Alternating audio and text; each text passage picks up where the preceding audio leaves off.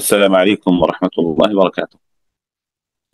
بسم الله الرحمن الرحيم، الحمد لله والصلاة والسلام على رسول الله وعلى آله وصحبه ومن والاه، أما بعد. أعوذ بالله السميع العليم من الشيطان الرجيم، من همزه ونفخه ونفثه. بسم الله الرحمن الرحيم. رب اشرح لي صدري ويسر لي أمري واحلل عقدة من لساني يفقهوا قولي. سبحانك لا علم لنا إلا ما علمتنا إنك أنت العليم الحكيم. اللهم لا سهل إلا ما جعلته سهلا وأنت تجعل الحزن إذا شئت سهلا. معزز طالبات، آصف طالبات ही हैं। जो किताब हम लोग शुरू करने जा रहे हैं, अल्लाह की तौफीक, उसके मदद, उसके करम, उसके फضل, उसके एहसान से, वो है अल-अक़ीदतु तहाविय्या। इस किताब का असल नाम है बयान इअ्तिक़ाद अहल सुन्नत वल जमाअ। अहल सुन्ना वल जमाअ के अक़ीदे की वज़ाहत। बयान इअ्तिक़ाद अहल सुन्नत वल जमाअ इस किताब का असल नाम है। अल-अक़ीदा तहाविय्या क्योंकि अबू जाफ़र अत-तहावी रहमहुल्लाह ने लिखी है, तो इसीलिए अल-अक़ीदा तहाविय्या के नाम से किताब मशहूर हुई। बयान अक़ीदत अहल सुन्नत वल जमाअ यानी अक़ीदा तहाविय्या, ये अहल सुन्ना वल जमाअ के पास बहुत ही मकबूल हुई और अशाइरा ने भी इसको एक्सेप्ट किया। मदारिस में तकरीबन मदारिस में अहल सुन्ना यानी सलफ़ी मदारिस और अशाइरा के जो मदारिस हैं, तकरीबन सब में ये किताब पढ़ाई जाने लगी। इस किताब की अहमियत का आप अंदाजा लगाइए कि इस किताब को इमाम अबू हनीफा रहमहुल्लाह के अकीदे के तौर पर पेश किया गया। इमाम अबू हनीफा रहमहुल्लाह के अकीदे की वजाहत के तौर पर इस किताब को पेश किया गया है, जो खालिस सलफी अकीदा है, खालिस सलफी अकीदा है।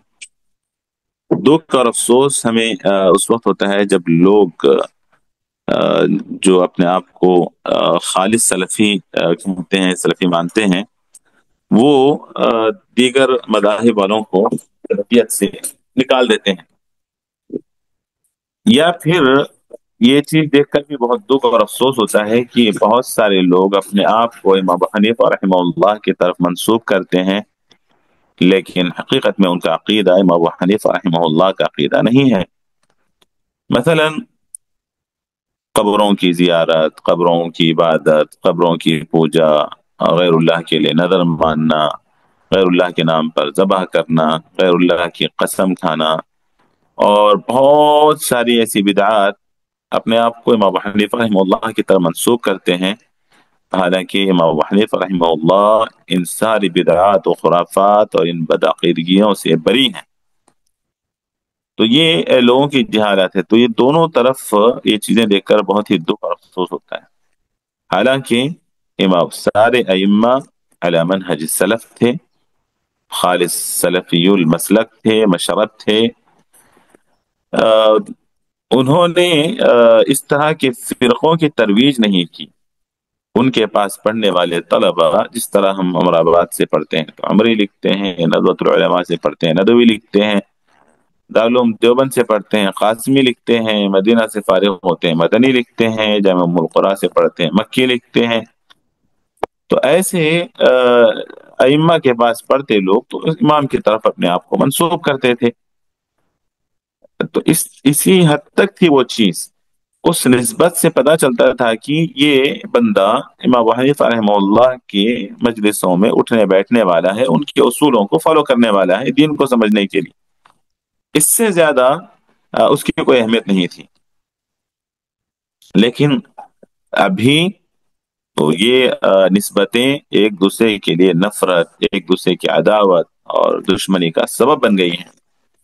और ये निस्बतें इतनी इसमें लोग इतने लोग पुख्ते हो गए हैं। हालांकि आपने पढ़ा इमाम अबू जाफर तहावी रहमहुल्लाह ये शाफी मसलक थे, लेकिन इमाम अबू हनीफा रहमहुल्लाह की किताबें इन्होंने पढ़ी, ये वुसअत ज़र्फी और वुसअत थी उनके अंदर, हमारे असलाफ के अंदर, कि वो चाहे जिस इमाम के पास पढ़े हुए हों लेकिन हक किसी और इमाम के पास मिलता तो वहां जाते, वो उससे वहां उनके इल्म से अपनी प्यास बुझा लेते थे। ये नहीं कि فلاں مسلک کا عالم ہے تو پھر ہرگز اس کے پاس نہیں پڑھنا چاہیے، اس کے پاس نہیں جانا چاہیے۔ مجھے آج بھی یاد ہے، ہم نے بڑے بڑے اساتذہ دارالسلام عمر آباد، ایک اہل حدیث خالص سلفی ادارہ ہے، لیکن حقیقی سلفیت وہاں پر ہے کہ پڑھانے والے اساتذہ حنفی اساتذہ ہیں، شافعی اساتذہ ہیں، حنبلی اساتذہ ہیں، مالکی اساتذہ ہیں، ان سب اساتذہ نے ہمیں پڑھایا ہے، لیکن اساتذہ نے کبھی ہمیں مسلک کی دعوت کی جس انداز سے عوام الناس میں یہ باتیں یہ ذہن جو عوام الناس کا بنا ہوا ہے، کبھی اس کی ترویج کی ہمیں انہوں نے تعلیم نہیں دی، کبھی مسلک پر اپنے مسلک کی طرف کھینچنے کی انہوں نے کوشش نہیں کی، بھلے وہ حنفی ہو، بھلے شافعی ہو، بھلے مالکی ہو، کتاب و سنت کی روشنی میں بات ہوتی تھی۔ لیکن یہ ذہن جو عامت الناس کا بنا ہوا ہے، اس کو ختم کرنے کی ضرورت ہے، اور ہم طلبۃ العلم کی یہ بہت بڑی ذمہ داری ہے کہ ہم اس طرف توجہ دیں، علماء کے ذہن کو، سارے عامت الناس کی جو ذہنیت ہے اس کو سدھارنے کی، اس میں اعتدال لانے کی، اس ذہنیت سے تشدد ختم کرنے کی، تطرف ختم کرنے کی کوشش کریں۔ یہ حالانکہ ابو جعفر الطحاوی حنفی اپنے آپ کو لکھتے تھے، اور انہوں نے کتاب کے شروع میں دیکھیے، کتاب کے شروع دیکھیے کیا لکھا ہوا ہے، دیکھیں یہاں دیکھیے کیا لکھا ہوا ہے کہ هذا ذكر بيان عقيدة الحمد لله رب العالمين، قال العلامة حجة الإسلام أبو جعفر الوراق الطحاوي بمصر رحمه الله۔ حجت الاسلام یہ ایک لقب ہے ان کو جو دیا گیا ہے، ابو جعفر ان کی کنیت تھی، الوراق شاید ان کا کوئی پیشہ تھا، الطحاوی مصر کا ایک ایریا ہے، وہاں کے رہنے والے تھے رحمہ اللہ۔ تو انہوں نے کہا هذا ذکر بیان عقیدت اہل السنت والجماعہ، دیکھیں یہ اہل السنہ والجماعہ کے عقیدے کی وضاحت کا، یعنی اس کے بیان کا ذکر ہے، علی مذہب فقہاء الملہ، بنیاد کیا ہے کہ ملت کے فقہا، کس کی ملت کے، کس جماعت کے، ابی حنیفہ النعمان بن ثابت الکوفی، امام ابو حنیفہ جن کا نام تھا نعمان بن ثابت، کوفہ کے رہنے والے تھے، و ابی یوسف یعقوب بن ابراہیم الانصاری، یہ ان کے شاگرد خاص تھے جنہوں نے ان سے بہت زیادہ علم لیا، امام ابو یوسف، و ابی عبد اللہ محمد بن الحسن الشیبانی، اور محمد بن حسن، ابو عبداللہ محمد بن حسن، یہ بھی ان کے شاگرد رہے، بہت ہی خاص شاگرد۔ اس کے باوجود ان دو شاگردوں نے کئی مسائل میں امام حنیفہ رحمہ اللہ کے ساتھ اختلاف کیا۔ یہ تھی ان کے اندر دیانت داری، امانت داری، اور حق پرستی، یعنی کہ اندھی تقلید اور اندھا دھن، جس سے محبت ہو گئی، جس کی طرف نسبت کیا اس کی بات مان لی، ایسے نہیں تھے۔ وما يعتقدون من اصول الدین ويدينون به رب العالمین، یہ لوگ یعنی فقہاء الملہ، یعنی امام ابو حنیفہ رحمہ اللہ، امام ابو یوسف، امام ابو عبداللہ محمد، یہ وہ لوگ جو عقیدہ رکھتے تھے اور جو ان کا دین تھا، جو طریقہ تھا اللہ رب العالمین کی ذات کو ماننے کے سلسلے میں، وہ یہاں پر بیان کیا گیا ہے۔ تو اتنی وضاحت کے ساتھ انہوں نے کہا کہ امام ابو حنیفہ رحمہ اللہ، امام ابو یوسف، امام ابو عبداللہ محمد بن حسن الشیبانی، تو ان لوگوں کا جو عقیدہ تھا وہ یہاں پر پیش کیا گیا ہے، اور اس کے باوجود اس کتاب کو سلفی مدارس نے، اشعری مدارس، سب نے اس کو ایکسپٹ کیا۔ تو آج ہم بھی اس کتاب کو پڑھنے والے ہیں، جامعہ اسلامیہ مدینہ المنورہ، جس کو خالص سلفی گردانا جاتا ہے، وہاں بھی اس کتاب کو پڑھے بغیر سرٹیفکیٹ وہاں سے نہیں ملتی، اور جہاں سے ہم پڑھے ہیں سارے اہل حدیث مدارس میں، سارے حنفی مدارس میں اس کتاب کو پڑھایا جاتا ہے۔ لیکن دکھ اس بات کا ہے کہ سوال آپ لوگ کر سکتے ہیں کہ حنفی مدارس میں یہ کتاب پڑھائی جاتی ہے، پھر بھی کیوں لوگ حنفی علماء بعض قبر پرستی میں مشغول ہیں، تعویذ گنٹوں کے بزنس لگائے ہوئے، دکانیں کھولے ہوئے ہیں، اور بہت ساری بدعات و خرافات میں مشغول ہیں؟ تو یہ میں کہوں گا کہ دراصل ان کتابوں سے وہ چیزیں نہیں سیکھتے ہیں، وہ ان کے پیٹ کی مجبوری ہوتی ہے، کیونکہ عامت الناس انہیں خاطر خواہ تنخواہ نہیں دیتی، ان کی ضروریات پورے نہیں ہوتے ہیں، ان کے مسائل حل نہیں ہوتے ہیں، تو پھر یہ لوگ بڑے ہی کمزور نکلتے ہیں، اور پھر اس طرح کی دکانیں آباد کرتے ہیں۔ اسی لیے وہ کیا نام ہے پاکستانی کے ایک عالم دین قاری خلیل الرحمان جاوید، ان سے براہ راست ہم نے ایک سیرت النبی کانفرنس میں ایک سوال کیا تھا کہ یہ جو بدعات ہیں، خرافات ہیں، رسول اللہ صلی اللہ علیہ وسلم کے سلسلے میں اس طرح کے جو محفلیں میلاد کے نام سے بنائی جاتی ہیں، کیا ہے اس کا سبب؟ تو انہوں نے اپنے پیٹ کی طرف اشارہ کیا اور کہا کہ سب کچھ یہ پیٹ ہے، کہا کہ یہ پیٹ ہی اصل ریزن ہے، ورنہ دلائل وغیرہ کچھ نہیں ہے۔ اور قاری خلیل الرحمان جاوید کہتے ہیں کہ میں بھی اسی پیٹ کی چکر میں گھوما کرتا تھا، کسی وقت میں بھی اسی پیٹ کی چکر میں محفلیں منعقد کیا کرتا تھا، نعت خوانی کے، میلاد کے نام سے، رجب کے کنڈوں کے نام سے، اور پتہ نہیں کیا کیا۔ تو ان کی کوئی دلیل نہیں ہوتی، لیکن زبردستی یہ لوگ دلیل بنا کر عوام ناس کو پاگل بنا رہے ہوتے ہیں، بیوقوف بنا رہے ہوتے ہیں۔ جیسے کسی نے ایسے عالم سے سوال کر دیا کہ یہ جو آپ اس طرح کی محفل بنا کر یہ رجب کے کنڈے اور یہ وہ تم لوگ اس کو بابر کا سمجھ کر پورا اہتمام کرتے ہو، اس کی دلیل کہاں ہے؟ تو اب دیکھیں اس کا جواب کیا ہے۔ اب تمہیں رجب کے کنڈوں کی دلیل چاہیے، اور یہ شب برات کے حلووں کی تمہیں دلیل چاہیے، تو اب بولتے ہیں بتاؤ بریانی کی دلیل کہاں ہے؟ بتاؤ یہ جو جلیبیاں تم کھاتے ہو اس کی دلیل کہاں ہے؟ یہ جو ٹرین میں تم بیٹھتے ہو اس کی دلیل کہاں ہے؟ یہ پلین میں جاتے ہو اس کی دلیل کہاں ہے؟ یہ کوئی جواب ہوا؟ تو اس طرح کی تقریریں آپ سنیں گے تو یہ پیٹ پالو ملا ہوتے ہیں، علماء سو ہیں یہ، اللہ تعالیٰ ان کو ہدایت دے۔ اور بہت بڑا طبقہ امت کا ان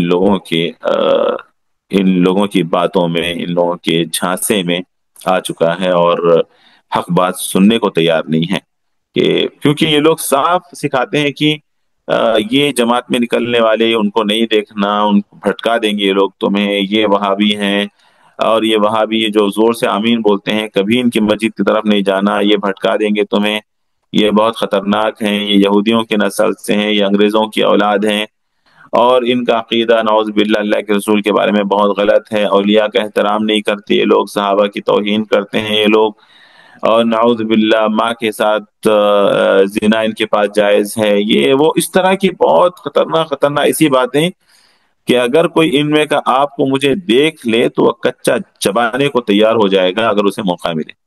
اسی لیے ہم میں کا کوئی شخص اگر ان کی مسجد میں گھستا ہے تو وہ مسجد کو دھلتے ہیں۔ ایسے بے شمار واقعات ہندو پاک میں ہمیں آئے دن سننے کو ملتے ہیں۔ تو یہ نفرتیں، یہ عداوتیں، یہ سب علماء سو کی طرف سے ہیں، ورنہ علماء حق تو نو طرف ہے ماشاءاللہ، بھلے وہ حنفی ہوں شافعی ہوں، کبھی وہ لوگ اس طرح کی تعلیم نہیں دیتے بلکہ اس کے خلاف ہوتے ہیں۔ تو بہرحال یہاں پر ابو جعفر طحاوی رحمہ اللہ نے اتنی وضاحت کے ساتھ کہہ دیا کہ ہم کیا پیش کرنے والے ہیں۔ اس کے بعد کہتے ہیں کہ نقول فی، تو اس کتاب کی بہت ساری شروحات لکھی گئی ہیں، شرح العقیدہ الطحاویہ بہت مشہور شرح ہے، امام ہمارے علامہ ابن عثیمین رحمہ اللہ نے شرح العقیدہ الطحاویہ کی بعض چیزوں پر انہوں نے تعلیقات چڑھائی ہیں۔ تو یہ سب سے زیادہ مشہور شرح العقیدہ الطحاویہ ہوئی ہے، اگر کوئی پڑھنا چاہتے ہیں تو پڑھیے، لیکن بہت تفصیلی ہے، بہت تفصیلی کتاب ہے، اور بہت سارے اس میں ایسے ایسے موضوعات چھیڑے گئے ہیں جو عام طلبۃ العلم کی سمجھ سے باہر ہیں۔ تو اسی لیے میں کوشش کر رہا ہوں آپ لوگوں کو بہت اختصار کے ساتھ جو ضروری باتیں ہیں وہ آپ کی خدمت میں رکھوں، آپ کو پیش کروں۔ تو اس کے بعد کہتے ہیں کہ نقول فی توحید اللہ معتقدین بتوفیق اللہ، نقول فی توحید اللہ معتقدین بتوفیق اللہ، ہم کہتے ہیں اللہ کی توحید کے بارے میں اور اللہ کے اعتقاد رکھتے ہوئے اللہ رب العالمین کی توفیق پر۔ یہ ابو جعفر الطحاوی رحمہ اللہ، ابو جعفر الطحاوی رحمہ اللہ کا یہ قول ہے کہ نقول فی توحید اللہ معتقدین بتوفیق اللہ، کہ اللہ کی توحید کے بارے میں ہم کہہ رہے ہیں اعتقاد رکھتے ہوئے اللہ کی توفیق سے، یعنی توحید پر اعتقاد رکھتے ہوئے، توحید کو مانتے ہوئے، توحید پر عمل کرتے ہوئے ہم اللہ رب العالمین کی توحید کے متعلق گفتگو کر رہے ہیں۔ یاد رکھیں توحید ہی ہے جو سب سے پہلی دعوت ہے انبیاء علیہم الصلاۃ والسلام، اور یہی وہ واحد راستہ ہے جس سے ہم جہنم سے آزاد ہو سکتے ہیں، یا جہنم کی آگ سے ہم بچ سکتے ہیں۔ سارے انبیاء نے توحید ہی کی طرف دعوت دی، سارے انبیاء نے، یہ ساری باتیں ہم لوگ پڑھ چکے ہیں۔ ہر نبی کی دعوت یہی تھی۔ صلی اللہ رب العالمین نے فرمایا سورہ نوح میں، وَلَقَدْ أَرْسَلْنَا نُوحًا إِلَىٰ قَوْمِهِ فَقَالَ يَا قَوْمِ اعْبُدُوا اللَّهَ مَا لَكُم مِّنْ إِلَٰهٍ غَيْرُهُ، اور اسی طرح ہود علیہ السلام، صالح علیہ السلام نے کہا اعبدوا اللہ ما لکم من الہ غیرہ، شعیب علیہ السلام نے کہا اعبدوا اللہ ما لکم من الہ غیرہ، تو اللہ رب العالمین نے کہا کہ وَلَقَدْ بَعَثْنَا فِي كُلِّ أُمَّةٍ رَسُولًا أَنِ اعْبُدُوا اللَّهَ، ہر جماعت میں، ہر گروہ میں ہم نے، ہر امت میں ہم نے ایک رسول بھیجا، اور ان سب کی دعوت کیا ہوتی؟ ان اعبدوا اللہ واجتنبوا الطاغوت، کہ اللہ کی عبادت کرو اور طاغوت سے بچو۔ ہر نبی کی یہی دعوت ہوتی ہے۔ اور ایک جگہ اللہ رب العالمین نے فرمایا وَمَا أَرْسَلْنَا مِن قَبْلِكَ مِن رَّسُولٍ إِلَّا نُوحِي إِلَيْهِ أَنَّهُ لَا إِلَٰهَ إِلَّا أَنَا فَاعْبُدُونِ، ہم نے آپ سے پہلے، محمد رسول اللہ صلی اللہ علیہ وسلم سے کہا جا رہا ہے، ہم نے آپ سے پہلے جس رسول کو بھی بھیجا ہے اس پر ہم نے جو وحی نازل کی تھی وہ کیا تھی؟ لا الہ الا انا فاعبدون، حقیقی معبود صرف اللہ رب العالمین کی ذات ہے، یعنی اللہ ہے، چنانچہ تم اسی کی عبادت کرو، یعنی میری عبادت کرو۔ اسی لیے رسول اللہ صلی اللہ علیہ وسلم کہتے کہ امرت ان اقاتل الناس حتى يشهدوا ان لا الہ الا اللہ وان محمد رسول اللہ، کہ مجھے حکم دیا گیا ہے کہ میں لوگوں سے قتال کرتا رہوں، جہاد کرتا رہوں، یہاں تک کہ وہ اس بات کی گواہی دے دیں کہ اللہ کے علاوہ کوئی حقیقی معبود نہیں ہے، اور محمد رسول اللہ صلی اللہ علیہ وسلم اللہ کے رسول۔ تو یہ انسانوں پر سب سے پہلا واجب ہے، توحید سب سے پہلا واجب ہے۔ اب اس توحید کی اقسام آپ لوگ پڑھ چکے ہیں، بتا دیجئے جلدی سے کیا کیا قسم ہے توحید کی۔ ویسے میرے سامنے ماشاءاللہ اساتذہ ہیں، عقیدہ پڑھانے والے ہیں، تو یہ بہت چھوٹی چھوٹی باتیں ہیں، بس ایز اے ریویژن ہم لوگ کرتے ہوئے آگے بڑھیں گے۔ الوہیہ، ربوبیہ، اسماء و صفات، ذات۔ بارک اللہ فیک۔ ایک ہے اللہ رب العالمین کے اسماء اور صفات پر اللہ رب العالمین کو ایک ماننا، ایک جاننا، ربوبیت میں اللہ کو ایک ماننا، ایک جاننا، اور الوہیت میں اللہ کو ایک ماننا، ایک جاننا۔ تو توحید ربوبیت یہ تو ساری قومیں اس چیز کو مانتی تھیں، سارے لوگ اس بات کو مانتے تھے، مشرکین بھی اس چیز کو مانتے تھے، اللہ کی جو دہریہ ہو وہ انکار کرتا تھا۔ جیسے کسی تحریہ کے ساتھ امام ابو حنیفہ رحمہ اللہ کی کہا جاتا ہے کہ بحث ہوئی کہ وہ اللہ کے وجود کا انکار کر رہا تھا، تو انہوں نے مثال دی کہ کشتی سمندر کے پاس ایک درخت تھا، وہ خود سے ٹوٹا، کشتی بن گیا، خود سے وہ سیٹ ہو گیا اور خود سے چلنے لگا، خود سے پہنچا، خود سے، یہ ساری مثال جو انہوں نے پیش کی، اس نے کہا ایسے کیسے ہو سکتا ہے، مطلب کیا مطلب ہے نہیں ہو سکتا؟ تو کہا کہ ہاں لازم کوئی چاہیے بنانے والا۔ کہا کہ جب ایک کشتی خود سے نہیں بن سکتی، نہیں چل سکتی، تو پھر اتنا بڑا نظام، اتنی کائنات کیسے خود سے چل سکتی ہے؟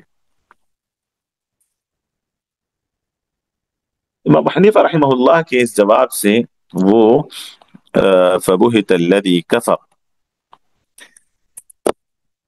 تو یہ تو سب مانتے تھے، لیکن مسئلہ توحید الوہیت میں تھا۔ تو توحید الوہیت انبیاء جتنے بھی آئے وہ توحید الوہیت کی دعوت دینے کے لیے آئے، اور لوگوں میں انبیاء جتنے بھی آئے وہ لوگوں میں توحید کی دعوت دینے کے لیے آئے، اور لوگوں کو شرک سے بچانے کے لیے آئے۔ شرک لوگوں میں جو شروع ہو گیا تھا اپنے بزرگوں کو لے کر شروع ہو گیا تھا، بزرگوں کی تصویریں، بزرگوں کے اسٹیچوز، بزرگوں کے تمثال، تماثیل، ان چیزوں کو لے کر، یعنی ان کی محبت میں اس قدر غلو کہ پہلے محبت سے دیکھے، پھر محبت سے سلام کیا، محبت سے جھکے، پھر محبت میں سجدہ کیا، پھر محبت میں ان کو اپنا خدا ہی مان لیا۔ یعنی اللہ کی وحدانیت کو مانتے ہوئے وہ ان سب لوگوں کو، اپنے بزرگوں کو بھی شریک سمجھتے تھے اللہ کا۔ وہ یہ سمجھتے تھے کہ بڑے نیک لوگ ہیں، یہ ہماری سفارش کر دیں گے۔ تو اسی لیے رسول اللہ صلی اللہ علیہ وسلم نے ایسے سارے دروازے بند کرنے کی کوشش کیا، اپنے تصویروں سے منع کیا، کہا کہ قیامت کے دن سب سے زیادہ سخت عذاب مصورین تصویر بنانے والوں کو ہوگا، پیارے نبی صلی اللہ علیہ وسلم نے شرک کی طرف لے جانے والے دروازوں کو بند کیا ہے۔ پیارے نبی صلی اللہ علیہ وسلم نے قبروں کو پکا بنانے سے، قبروں کو پکا بنانے سے یعنی پکے بنانے سے منع کیا، کیونکہ وہ بھی لوگوں کو شرک کی طرف لے جانے والی چیز تھی۔ آپ صلی اللہ علیہ وسلم آخری سانسیں لے رہے تھے، اور آپ صلی اللہ علیہ وسلم کی زبان پر تھا لعن اللہ الیہود والنصارى اتخذوا قبور انبیائہم مساجد، کہ اللہ کی لعنت ہو یہود و نصارہ پر جنہوں نے اپنے نبیوں کی قبروں کو سجدہ گاہ بنا لیا۔ اللہ اکبر۔ پیارے نبی صلی اللہ علیہ وسلم کی آخری سانسیں چل رہی ہیں، اور آپ کو اپنی امت کی توحید کی اس قدر فکر، امت کو شرک سے بچانے کی اس قدر فکر کہ کہیں لوگ میری قبر کو بھی سجدہ گاہ نہ بنا لیں۔ کہا پیارے نبی صلی اللہ علیہ وسلم نے کہ ان اولئک اذا مات فیہم الرجل الصالح بنوا علی قبرہ مسجدا، یہ وہ لوگ ہیں جب ان میں کا کوئی نیک آدمی مر جاتا تو اس کی قبر پر وہ سجدہ، اس کی قبر پر وہ مسجد بنا دیتے، مطلب عبادت کی جگہ بنا لیتے۔ وصوروا فیہ تلک التصاویر، اور اس کی تصویریں بناتے۔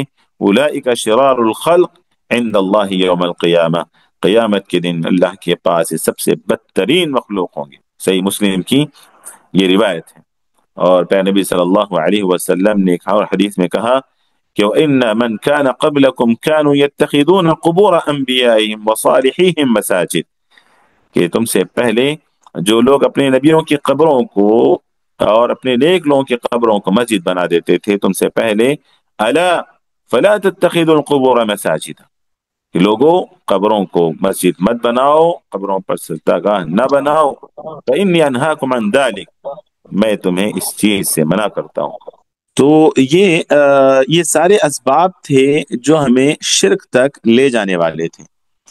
تو اللہ کے قرآن نے، پیارے نبی صلی اللہ علیہ وسلم نے ایسے تمام اسباب سے اپنی امت کو دور رکھا، اور بلکہ سد باب کے طور پر تصویروں پر پابندی لگائی۔ یہ بات الگ ہے کہ ہمارے پاس تصویر کا لینا بنانا یہ تو برائی رہی ہی نہیں، ہم اس کو برائی سمجھتے ہی نہیں۔ اب یہاں پر بولیں گے اختلافات ہیں، وہ والی تصویر نہیں تھی، یہ والی تصویر ہے۔ تو بہرحال آخر تصویر تصویر ہی ہے، چاہے آپ کیمرے سے لیں چاہے ہاتھ سے بنائیں، اللہ معاف کرے ہمیں، ہم گنہگار ہوں گے بلا ضرورت اگر اس طرح کی چیزیں ہم لوگ بناتے ہیں۔ ورنہ دیکھیں مقصد تو وہی تھا نا، ہاتھ سے بنا کر وہ لوگ رکھتے تھے، آج لوگ تصویر کیمروں سے اتار کے لوگ اپنے گھروں میں لٹکائے رکھتے ہیں، اپنے بڑوں کی، اپنے بزرگوں کی تصویریں، اور پھر پھول چڑھاتے ہیں ان پر۔ کتنے مسلم گھروں میں ہم نے نہیں دیکھا یہ ساری چیزیں۔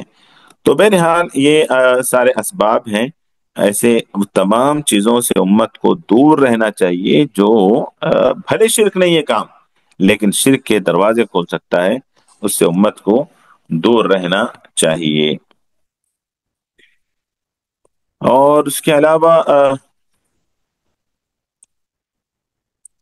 نقول في توحيد الله معتقدين نقول في توحيد الله معتقدين بتوفيق الله ان الله واحد لا شریک له، کہ اللہ رب العالمین ایک ہے، اس کا کوئی شریک نہیں ہے۔ اللہ ایک ہے اپنے اسماء و صفات میں، اس کا کوئی شریک نہیں۔ اللہ ایک ہے توحید الوہیت میں، اس کا کوئی شریک نہیں۔ عبادت میں اللہ ایک ہے، رب ہونے میں اس کا کوئی شریک نہیں ہے۔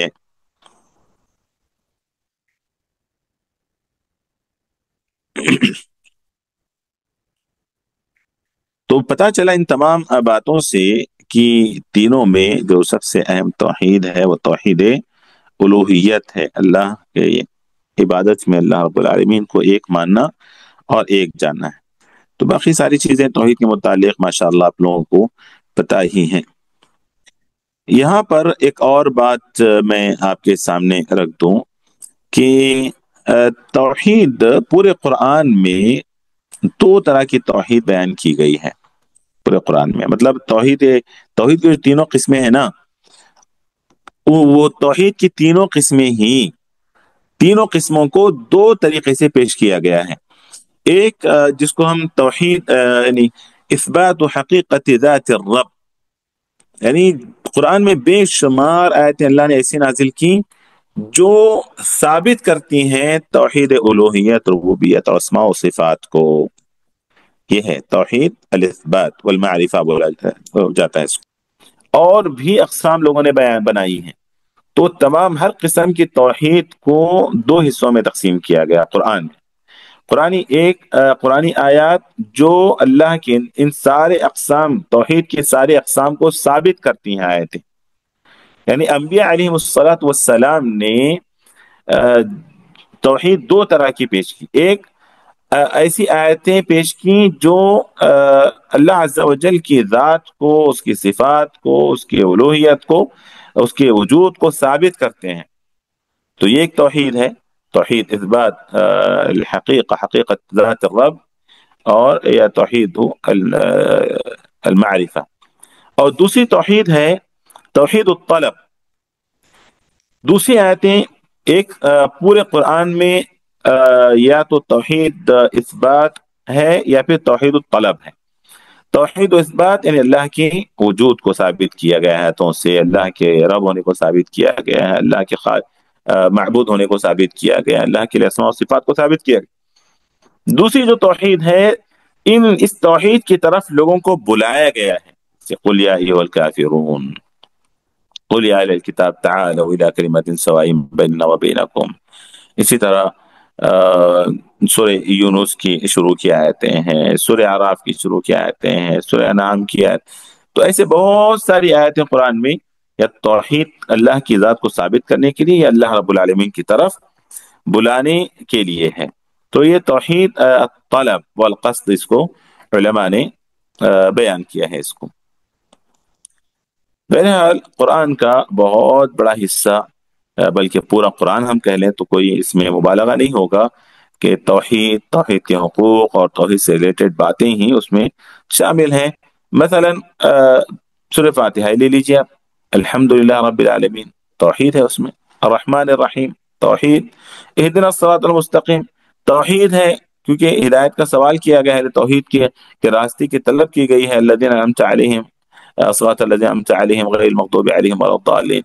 الغرض توحید ہی توحید ہے پورے قرآن میں، ٹھیک ہے، یعنی یہی توحید ہے جس کی گواہی فرشتوں نے دی، اللہ رب العالمین نے خود دی ہے، فرشتوں نے دی ہے، اہل العلم نے دی ہے، شہید اللہ انہ لا الہ الا ہوا والملائکۃ واولو العلم قائما بالقسط لا الہ الا هو العزیز الحکیم ان الدین عند اللہ الاسلام۔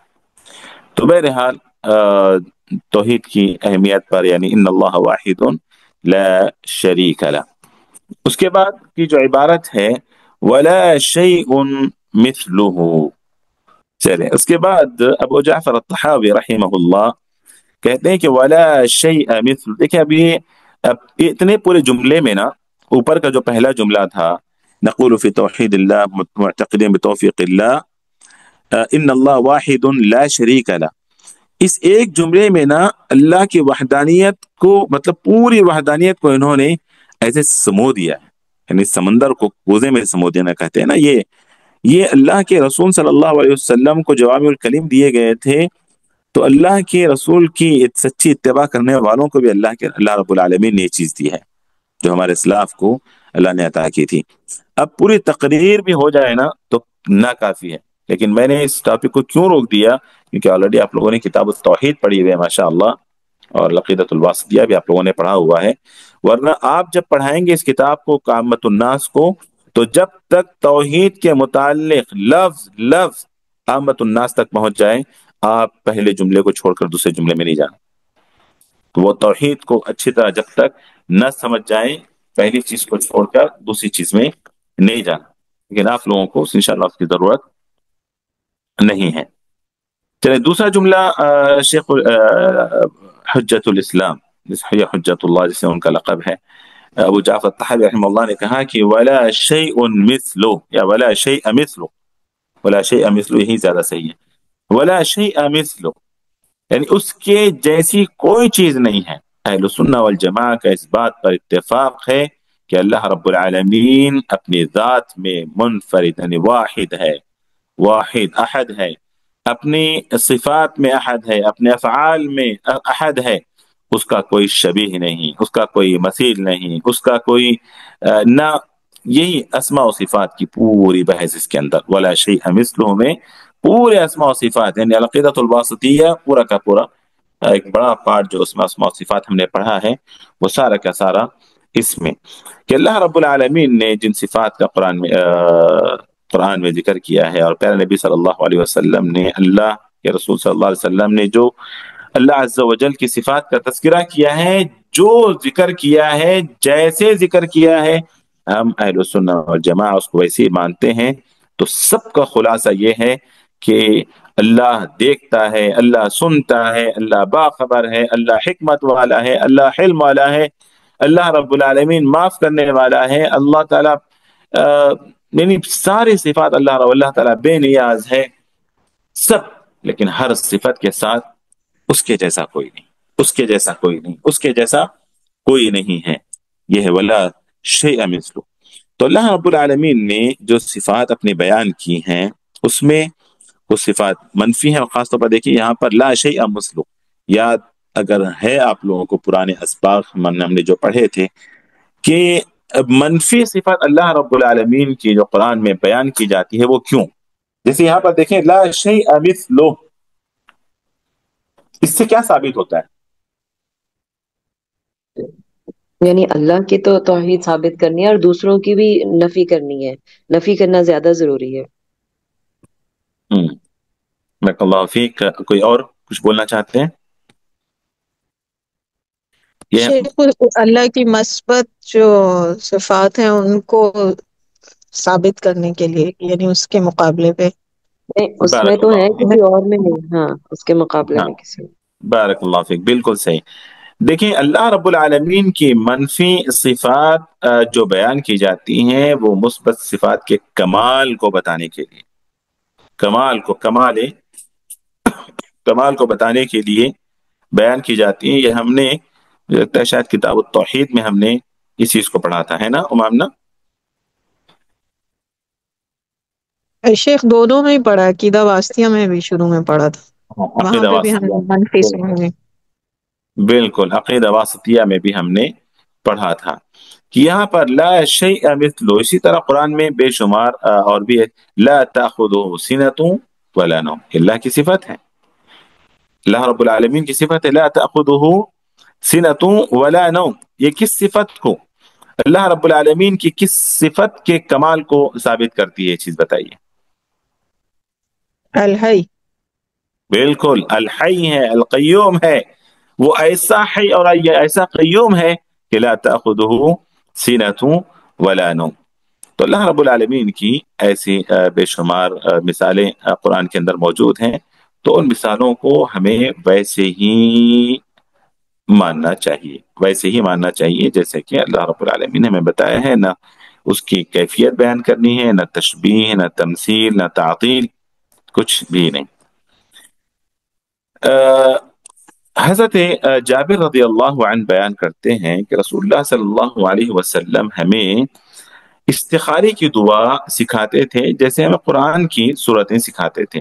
تو دیکھیے استخارے کی دعا میں کیا ہے، استخارے کے بارے میں جو حدیث ہے کہ اذا ہم احدکم بالامر فلیرکع رکعتین من غیر الفریضہ، کہ جب کوئی بندہ کسی کام کا کوئی ارادہ کرے تو وہ 2 رکعت نماز پڑھے، یعنی نفل نماز فرض کے علاوہ، ثم لیقل اللہم انی استخیرک بعلمک واستقدرک بقدرتک واسألک من فضلک العظیم فإنك تقدر ولا اقدر وتعلم ولا اعلم، دیکھیں وانت علام الغیوب اللهم ان كنت تعلم ان هذا الامر خير لي في ديني ومعاشي وعاقبة امري واجله واجله فاقدره لي ويسره لي ثم بارك لي فيه، وان كنت تعلم ان هذا الامر شر لي في ديني ومعاشي وعاقبة امري واجله واجله فاصرفه عني واصرفني عنه واقدر لي الخير حيث ما ثم ردني به۔ اس کے بعد وہ اپنی ضرورت پوری کرے۔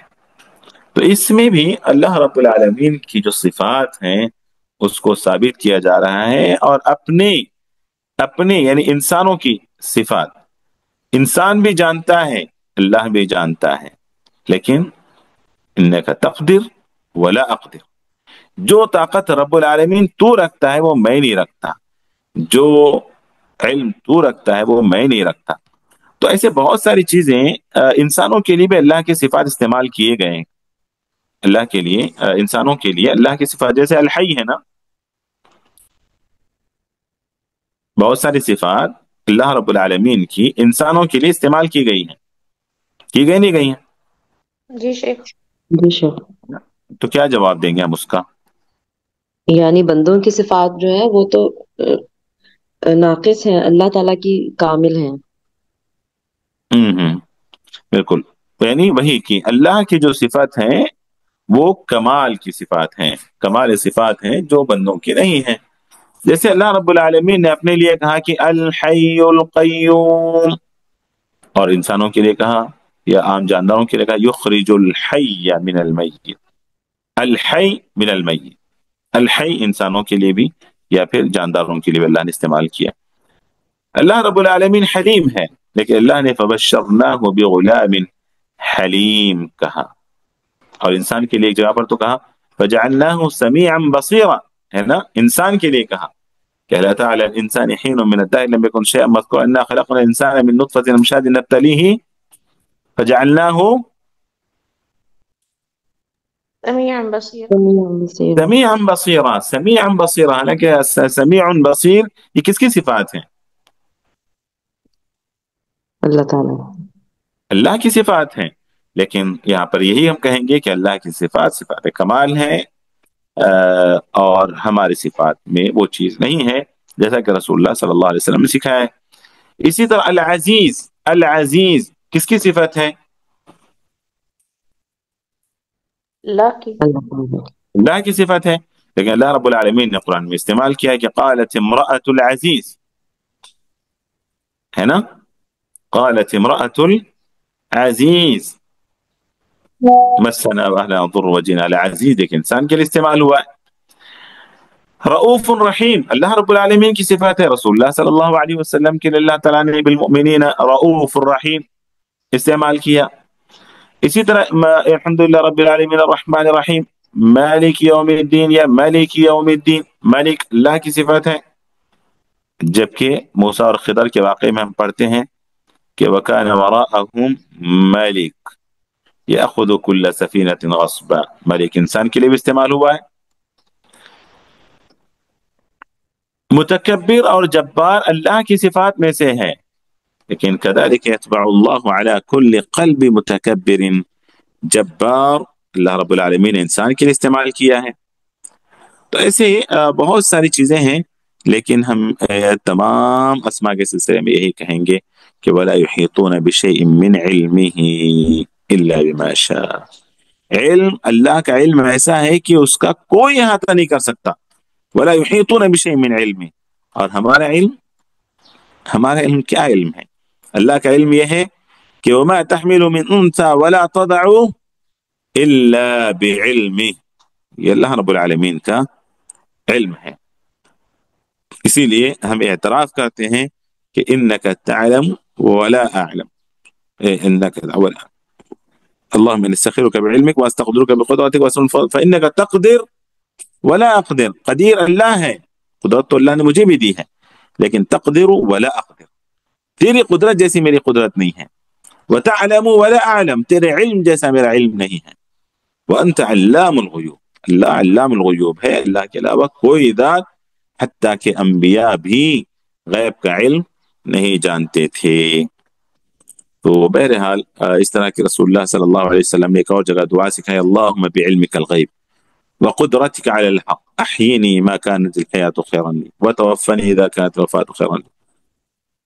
اللهم اني اسألك خشيتك في الغيب والشهادة، واسألك كلمة الحق في الغضب والرضا، واسألك القسط في الغنى والفقر، وأسألك نعيما لا ينفد وقرة عين لا تنقطع، وأسألك الرضا بعد القضاء، وأسألك برد العيش بعد الموت، وأسألك لذة النظر إلى وجهك الكريم والشوق إلى لقائك في غير ضراء مضرة ولا فتنة مضلة. اللهم زينا بزينة الإيمان واجعلنا هداة مهتدين.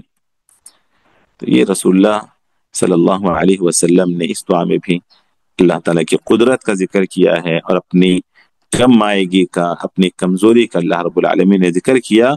اور قرآن میں اللہ نے بتا دیا ہے کہ انسان ثم جعل من بعد ضعف قوة، ایک کمزور انسان ہے، کمزوری کے بعد ہم نے اس کو قوت عطا کی ہے.